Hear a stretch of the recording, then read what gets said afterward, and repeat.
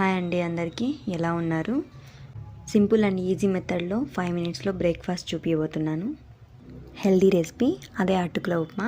ముందుగా పెనం తీసుకొని ఆయిల్ వేసేసి ఆవాలు ఉద్దిపప్పు వేసేసి పల్లీలు వేసేసి బాగా వేయించుకోండి. ఆ తర్వాత సన్నగా కట్ చేసి పెట్టుకున్న మిర్చి, అందులోకి ఆనియన్స్ కూడా వేసేసి బాగా వేయించుకోండి.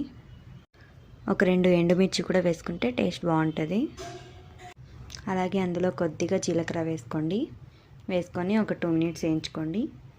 అందులోకి కొద్దిగా సాల్ట్, టమాటాస్ కూడా వేసేసి ఒకసారి కలుపుకోండి. టమాటా కూడా లైట్గా వేగిన తర్వాత కొద్దిగా పసుపు వేసుకొని బాగా మిక్స్ చేసుకోండి. ఇంకా కొద్దిసేపు ప్లేట్ పెట్టేసి 1 మినిట్ అలా వదిలేయండి. టమాటా వేగే లోపల అటుకులు కడుక్కుంటే సరిపోతుంది. 2 టైమ్స్ వాష్ చేసుకొని నానబెట్టుకున్నాను. ఇక్కడ నేను ఒక నిమ్మకాయ అయితే తీసుకున్నాను.